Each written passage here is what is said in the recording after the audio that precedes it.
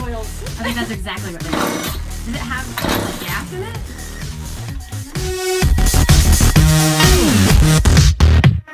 I'm not ready. You? Really? Oh, what? I think that may have just made this perfect. All right. Okay. Hey y'all. Are you not close enough? Okay, so it's like 11 degrees, so we're freezing cold. So Joanna's in her bathroom. And I'm wrapped up in the blanket that I hope nobody has puked on. No Okay. puking. So we're back. Hope you missed us. And the rubber band. There's a rubber band right through our eyes. Okay, so we're gonna start off today. I can't do it. Let's see if I can. Eek. Okay, better? Yeah. Okay. Okay. Now I can see my face. Tilted. Be careful, don't touch it too much. Okay. It's a precarious situation here. Okay, so we're gonna start by telling a little story. I wanna talk to y'all about my 3-year-old who we lovingly refer to as Cujo. Because he bites. Just family members, not like kids at school. He's never bitten me. Well, he only bites his brother, but like draws blood. So, I bite camp sometimes also. well, I mean, yeah. So this child, so I've never had a problem with my children staying in bed. They used to call me the wicked witch of the big girl bed because I scared the bejesus out of them when we put them in the bed. Like I would have a video monitor, and if they set one foot out, because we would practice, Yeah. they set one foot out, I would, scared the crap out of them. So the older two never got out of the bed. This child, now granted, he's the baby, and he got raised during chemo, so he is just completely spoiled rotten, has gotten everything that he wanted, and has had no discipline for 4 years, and will not stay in the dang bed. Will not stay in the dang bed. Up all night long, waking his brothers and sisters up. So at 2 years old, he's waking his brothers and sisters up. So we start locking their doors. He starts picking the locks. He started locking. We started locking their doors from the inside so he couldn't get in. They asked us to. That's funny. They could get out, and so he would pick the locks with toys. He got this airplane, and it had a skinny wing, and he could stick it in and pick the lock. 2 years old. Was it the kind that you just put in and poke it, and like you could do a coat hanger in it and like pop it? No, it's a twisty. wow.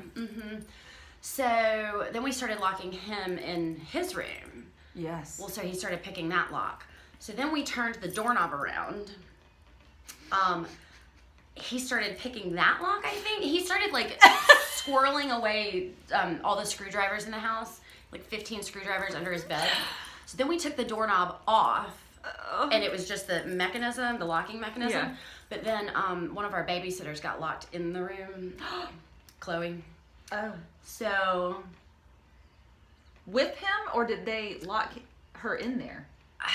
somebody got locked in. She maybe couldn't get him. I don't know. But you had to like use a screwdriver to like. So we were like, it's probably not a good idea.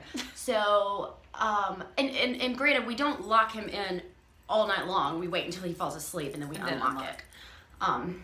At least I do. My husband doesn't necessarily do that. But so then we got to the point where we put a freaking slide lock on the outside of the door. Slide lock. Oh. Yeah, on the outside of the door. Oh, I didn't know that. Did you Missed like that it part. kind of freaks out our babysitters. We're like, hey, so here's what you have to do. The first 10 minutes after bedtime, just lock the door. He's just gonna bang on it, but he'll eventually stop. This has been going on for years, and suddenly last week or 2 weeks ago, was it? I don't know. It was awfully recently. I was home alone with the kids. I was trying to put them to bed, and he asked me, "Will you leave my door cracked?" And I was like, "I will leave your door cracked while I go put them to bed. I will come back." You know, but And then you're getting locked in. And then you're getting locked in. I'm like, but you know, you better not get out of that bed, and then I'm not gonna leave the door cracked. And so he stayed in the bed, and so I'm like, well, that's weird. And he's like, you leave my door open? I'm like, okay. So I leave the door open. Child stays in the bed all night long. It's been 3 weeks. Leave the door open every single night. And he stays in the dang bed. Now, he did get out of bed the other night because I came home late with the other children. He was asleep, and so I shut his door so that they wouldn't wake him up. And he came down at 4:30. Somebody shut my door!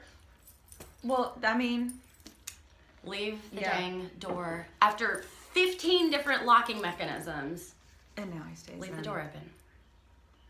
So that leads us into our topic.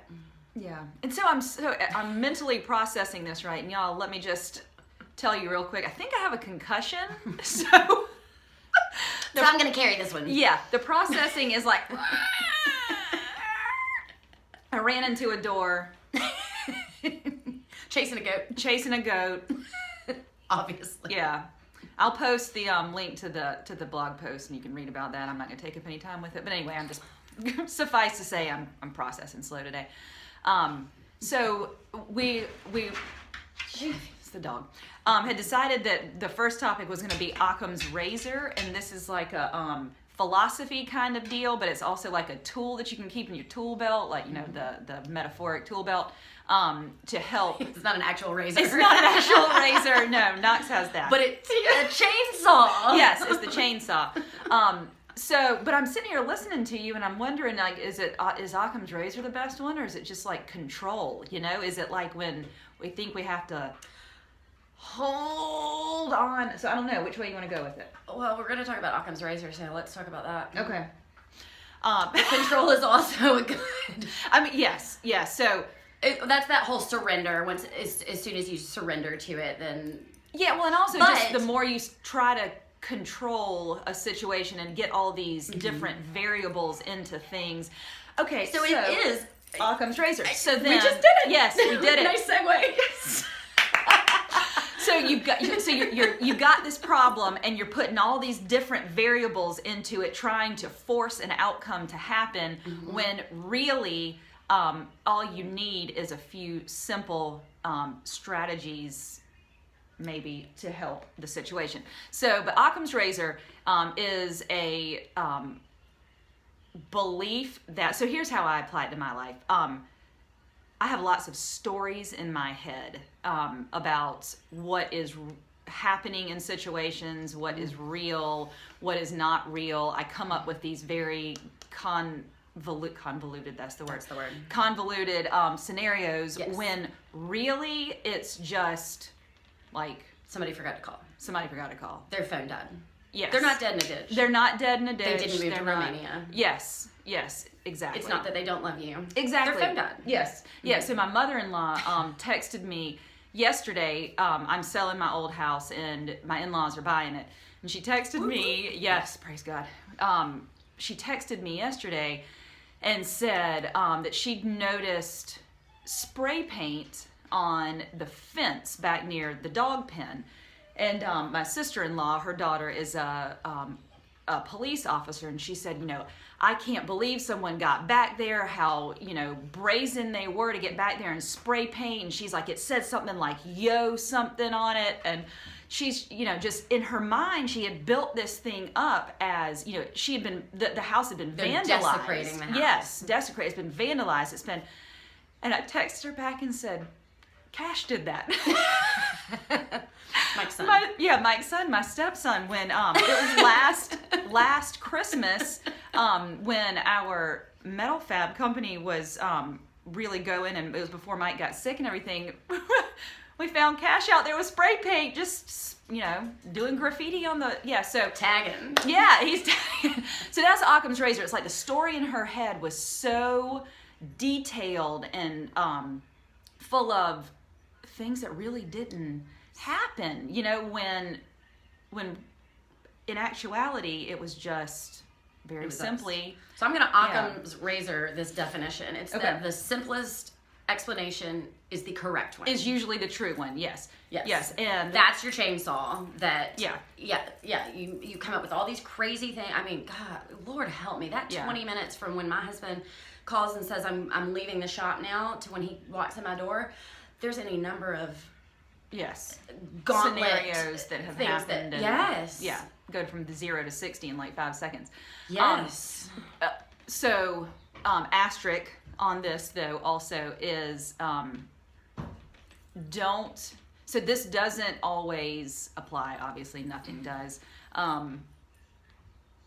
Use your gut. Don't ignore a gut feeling, or a gut sense of what is true and what is real. Right. Or let someone else, what we call gaslight, you and convince you that it's not what you are feeling and believing is not true. It usually bears some sort of not investigation, that's the wrong word, thought to it, but A little bit of prayer, a little bit of discernment. Discernment. Told you I'd carry this one. Yeah, it's good. It's good. A little bit of discernment. Yeah. But usually it is the simplest explanation is in fact the explanation. I think that's it. Okay. All right. Tune in next week. Bye. See ya.